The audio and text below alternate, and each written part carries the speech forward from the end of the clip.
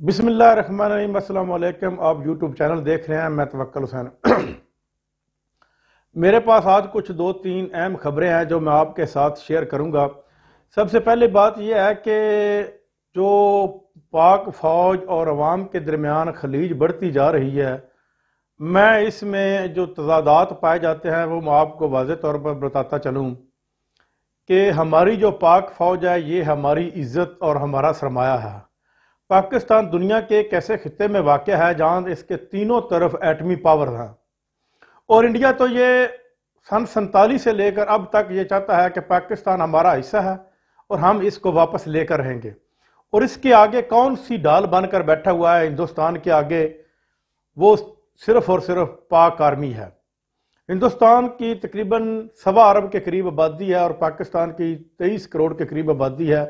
وہ تو آبادی کے لحاظ سے پاکستان کے مقابلے میں بہت بڑا ملک ہے، اور پھر ہندوستان ایک ایسا ملک ہے جس میں جمہوریت شروع سے لے کر اب تک ہی مضبوط رہی ہے، اور وہ جو ہندو لوگ ہیں جو حکمران آتے رہے ہیں وہ اپنے ملک اور قوم کے لیے انتہائی مخلص رہے ہیں اور انہوں نے اچھے فیصلے کیے ہیں، جبکہ ہمارے اوپر جو حکمران آتے رہے ہیں وہ ملک کے غدار اور کرپٹ اور جھوٹے آتے رہے۔ آج تک جتنے بھی سیاسی حکمران ہیں وہ کرپٹ، جھوٹے اور غدار ہیں۔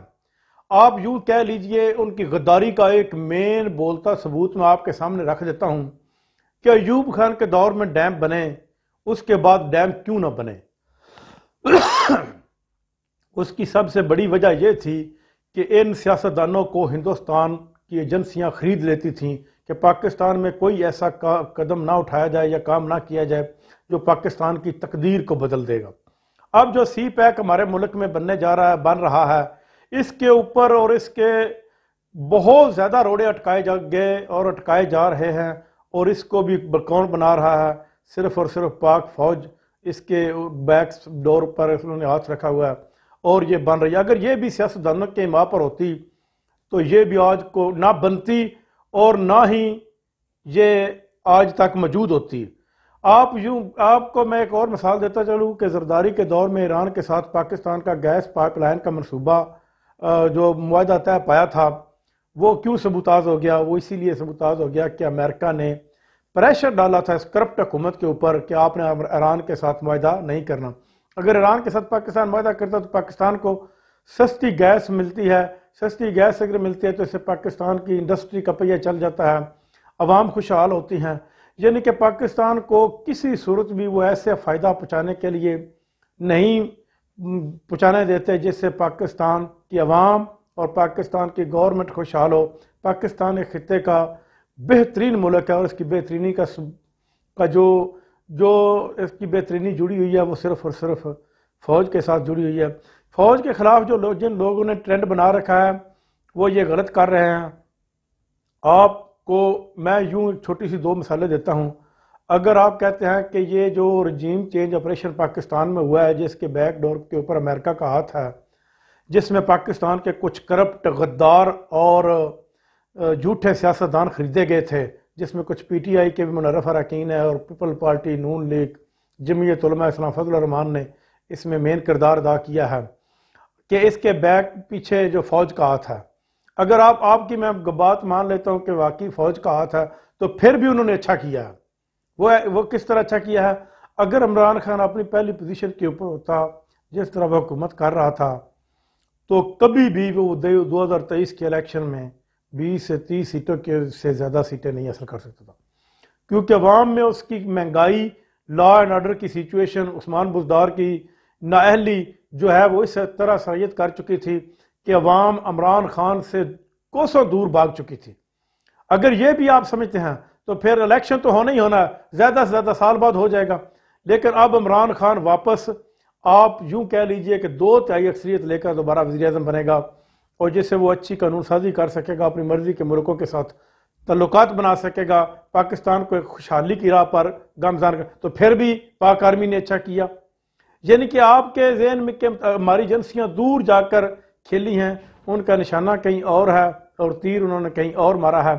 آپ نون لیگ کو کہہ لیجئے، اگر عمران خان پہلی پوزیشن کے اوپر ہوتا تو نون لیگ اگر کوئی درخت بھی پنجاب میں کھڑا کرتی تو اس کو بھی ووٹ مل جانے تھے اور پاکستان تحریک انصاف کو نہیں ملنے تھے۔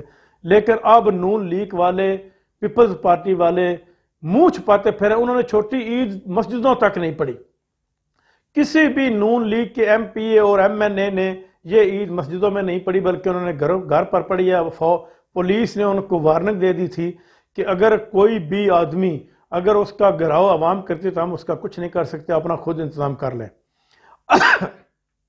اب نواز شریف کو سمجھ لیجئے کہ نواز شریف کے گھر سے تقریباً 7 منٹ کے فاصلے کے اوپر جو مسجد ہے لندن میں، وہ جہاں وہاں پر جا کر عوام مسجد نے اس کے آگے ہاتھ جوڑے تھے کہ میاں صاحب آپ مسجد میں نماز پڑھنے نہ آئیں، اگر آپ مسجد میں آتے ہیں عوام جو ہے وہ آپ کو گھراؤ کرتی ہے تو ہم کچھ نہیں کر سکتے، ہماری عید بھی خراب نہ کریں. تو میاں صاحب نے اپنے گھر میں 10-15 لوگ اکٹھے کر کے جو وہاں پر مسجد گھر میں ہی نماز پڑھی ہے. اور اس کے علاوہ جو حاضر وزیر اعظم پاکستان ہیں شہباز شریف، وزیر اعلیٰ پنجاب حمزہ شہباز شریف، انہوں نے جاتی عمرہ اپنے گھر میں 20-25 لوگ اکٹھے کر کر وہاں پر نماز پڑھی ہے. ان کا عوام میں جانا بہت ہی مشکل ہو گیا. آج ان کی یہ پوزیشن ہے، کل کو اگر یہ ووٹ مانگنے کے لیے عوام میں نکلتے ہیں تو کیا یہ نکل پائیں گے؟ یعنی کہ آپ کو میں یہ مثال اس لیے کلیئر کر رہا ہوں کہ پاک آرمی نے دونوں طرف سے ٹھیک کھیلا ہے. آپ ان کو ٹارگٹ نہ کریں، وہ ہماری عزت ہے، وہ ہمارا سرمایہ ہے. پاکستان اگر محفوظ ہے تو پاک آرمی کی وجہ سے ہے. وہ جوان ہم میں سے ہیں، ہمارے بھائی ہیں، ہماری بہنیں ہیں، وہ اس میں کام کرتی ہیں. اور بارڈر جو ہے وہ بہت ہی ہمارا مضبوط ہاتھوں میں ہے، کسی کی کوئی جرت نہیں ہے کہ کوئی 1 انچ بھی پاکستان کے اندر داخل ہو سکے. یہ اور صرف پاکستان اور پاکستان کی عوام اور پاک آرمی کی وجہ سے ہے. آپ کو میں نے دونوں تصویر کے دونوں رخ میں تمہارے سامنے رکھ دیے ہیں کہ اگر انہوں نے چینج کیا ہے تو پھر بھی بہتر ہوا ہے، اگر انہوں نے نہیں چینج کیا تو پھر بھی یہ عمران خان کی حکومت کے لیے بہتر ہو گیا. امید کی جا رہی ہے کہ اس جو بجٹ آ رہا ہے جون میں، اس کے بعد الیکشن ہو جائیں گے، اور جو ہی الیکشن ہوتے ہیں تو عمران خان ایک نئی پاور اور نئی طاقت کے ساتھ سامنے آئے گا. بہت بڑے ووٹوں کے مارجن کے ساتھ وہ جیتے گا.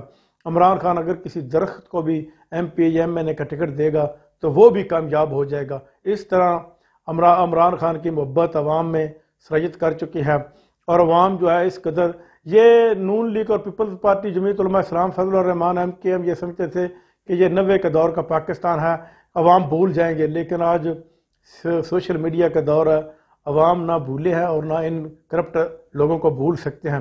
منحرف اراکین تو اپنے اندروں میں ہی، اپنے گھروں میں ہی محبوس ہو کر رہ چکے ہیں، وہ تو باہر نکلنا ہی انہوں نے چھوڑ دیا ہے.